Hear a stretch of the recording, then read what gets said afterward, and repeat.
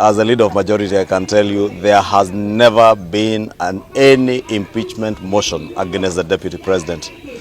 That has been his creation, and those that he walks around with is a sympathy-seeking gimmick to try and incite people from the Mount Kenya region, and more so against members of parliament.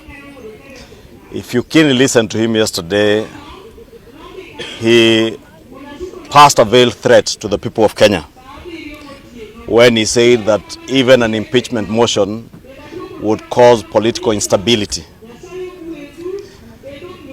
Or rather, he framed it that it's about the stability of the nation, political stability of the nation. What he actually meant is that he is trying to threaten, should there be one, that there will be political instability. The kind of political instability, as I said yesterday on Twitter, that they instigated on the 25th of June, 2024. That is a threat, the veiled threat he intended to pass on to the people of Kenya, that he will cause political instability should there be an impeachment motion. But for the record, there has never been. I am yet to see one. I was last in Parliament on Tuesday, the whole day. There was no impeachment motion. No member of Parliament has ever proposed, even to collect signatures. So it's only the Deputy President who has been speaking about his own impeachment. Probably he's calling for it. I do not know. He might be calling for it. Or he might be imagining that if it comes, he can incite one region of our country against Parliament and against members of Parliament, because that is a fear he has been trying to sell. That is why I said I have put my chest forward to defend the rights of all members of Parliament as their leader. Because nobody, not the President, not the Deputy President, should ever imagine that they can intimidate members of Parliament from doing what they ought to do. Impeachment motions are part of our oversight of state officers. The Deputy President is not an exception. So is the President. If any member of Parliament feels the President is not serving the people of Kenya or has contravened any provision of our Constitution, he is at liberty to bring an impeachment motion, and it will be considered on its own merit.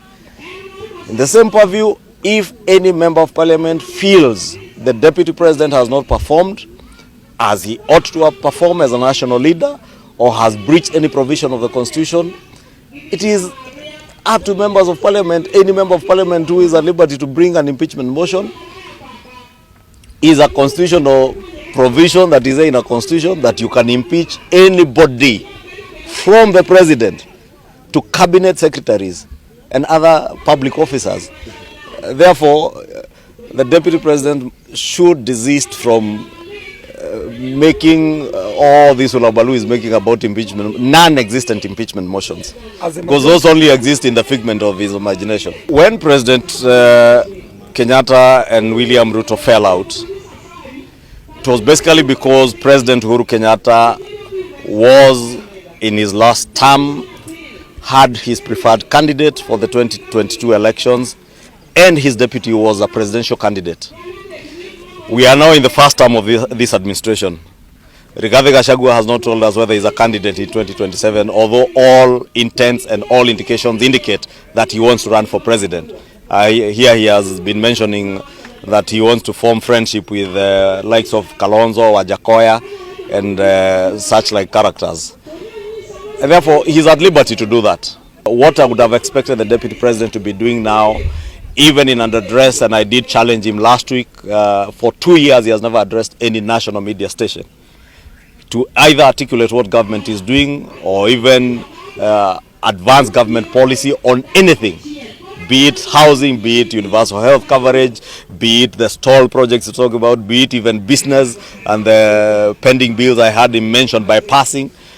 We have never seen him. How I wish he would spend his time to focus on those people-centric issues and not selfish parochial things as he has